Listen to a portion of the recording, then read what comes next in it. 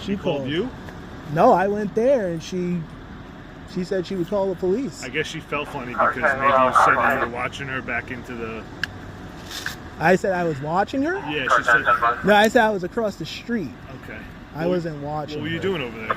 I was trying to get records. Records from who? SVAC. What, you took a ride ambulance? Yes. Okay. I think you could get records somehow. Yeah, that's what I was trying to do. And she, I don't know. She was telling me she spoke to some other guy and he said that the form is with somebody and they don't have an office that's directly in there. So I asked her, where's the office? And she said, probably town hall. And I was like, where's town hall? And so that's all. All right. Yeah. To be honest, I don't know how to get records either, but you're going to have to call them during the day and maybe ask how you can get that record. Well, the gentleman on the phone gave me the record, the information for town hall, but All right. Yeah. Other than that, you're good? Yeah, I'm fine. I told her I just wanted the information for the records. Okay. Yeah. All right. Yeah. I can. Yeah. All right. Yeah. All right. Have a good night. You too. All right. Bye. So what you just witnessed there was the Scarsdale police coming to talk to me because I had an encounter with the woman up the street over here in at SVAC headquarters. I'm trying to request some records from her about what Nick Louros and these people did to me. And it's kind of funny because as far as I'm aware, this isn't Scarsdale.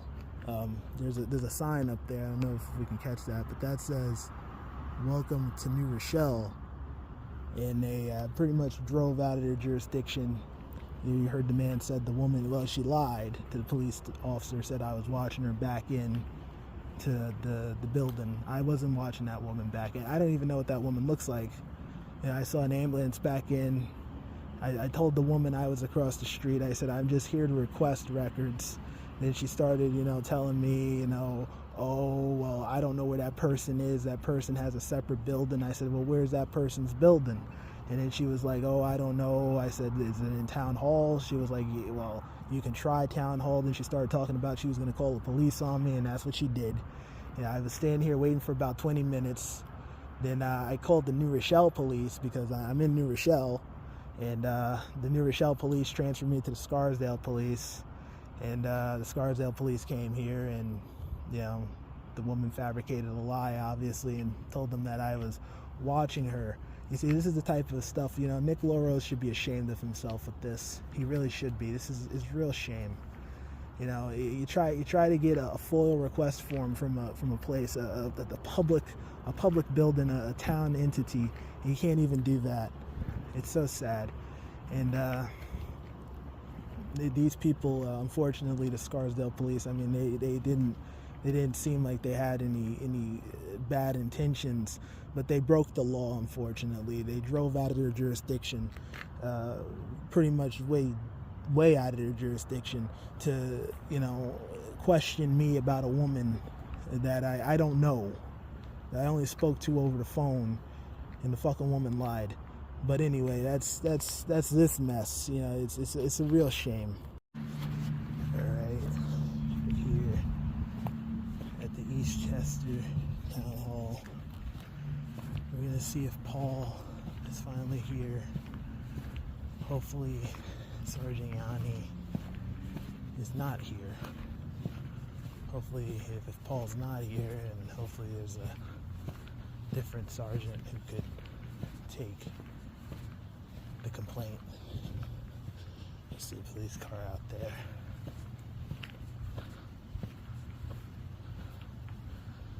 Let's see who we have.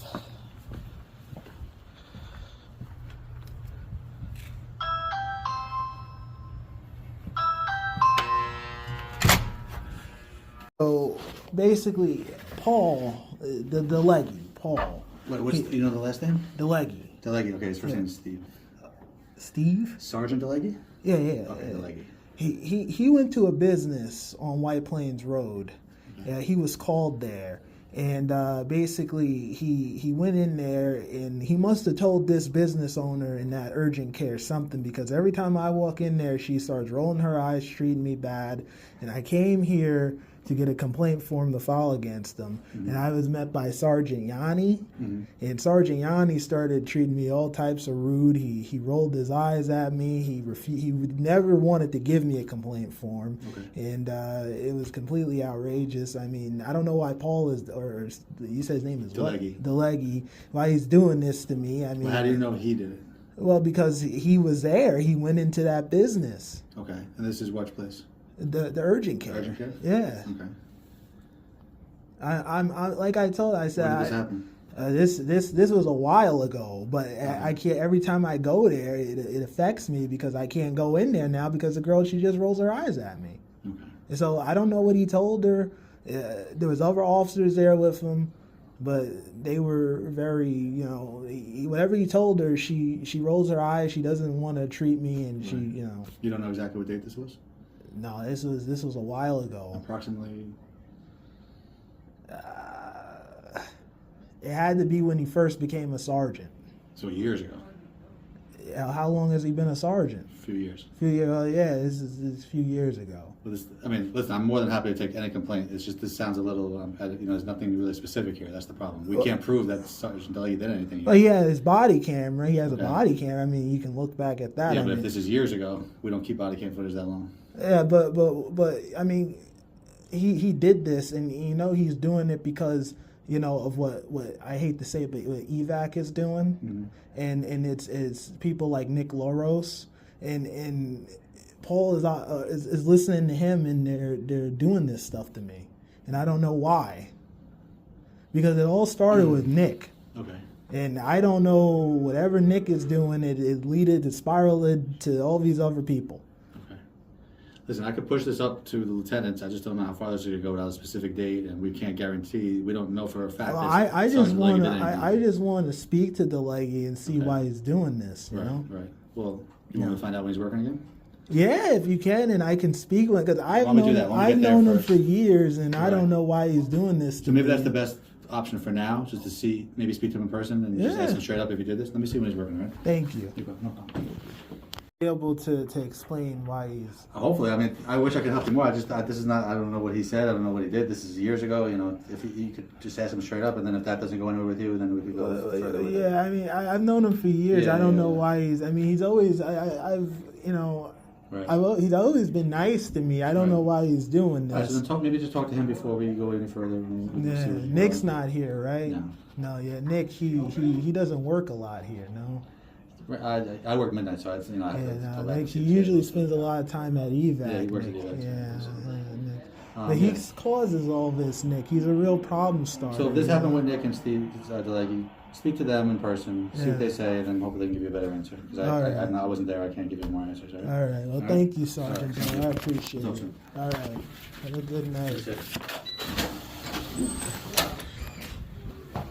All right. Well, you heard it from Sergeant Dora. I haven't seen that guy in years. But he told me when Paul or Steve or whatever his name is, I thought his name was Paul. For all these years, Paul DeLeggy is what I thought his name might be Paul DeLeggy, unless he changed his name. But I'm gonna try to speak to DeLeggy about this, because I can't see why he would be doing this. I really can't see why. He's never done this before. It's not like him to go around gossiping and spreading hearsay and lies and propaganda. It's not like DeLeggy.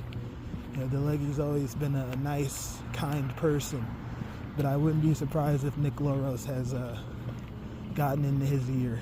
It's probably Nick right there. I know Nick is around here somewhere. Nick is definitely hiding around here somewhere.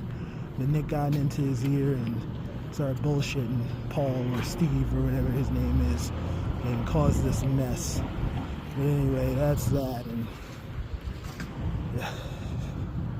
it's just a really fucked up thing. It's just a fucked up thing.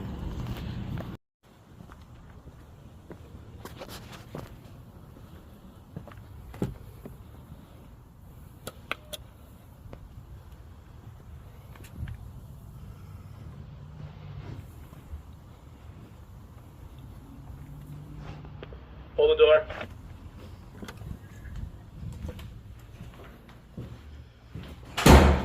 Good morning. Hi, is Lieutenant D. Young here? No. No. Is there Back tomorrow morning at 9 o'clock. 9 o'clock? Is there a supervisor here? Hello. No. There's no super. On the desk. Oh. Well, can you take a complaint? In reference to Paul? Paul who? You know Paul, the kid with the hair. You know, he has like the curly hair. You know, he's Well, very. He doesn't work here anymore. We don't have anybody named Paul that works here. Oh, you fired him? No. You Paul, you know, the Casalano? No. Hold on. Oh. What's the issue with him? Well, he's very rude. I walk in here, he's very rude. He has no respect at all. He has a very foul mouth, that Paul Casalano. That's why I think you should take a complaint against him and talk to him because he's very rude.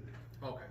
I personally can't take that complaint. But the you're lieutenant could take that complaint. So Lieutenant or a sergeant could take that complaint possibly.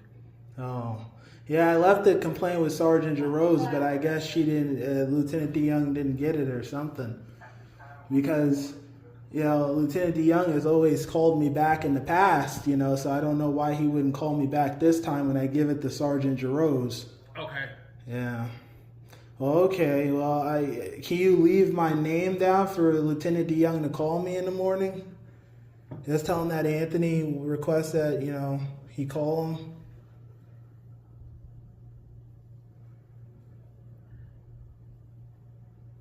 And your last name? De Silva. Spell it, please. D. And what's your number?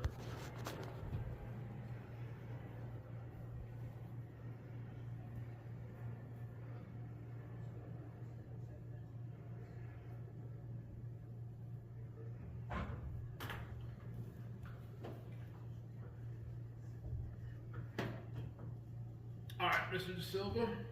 Anything else?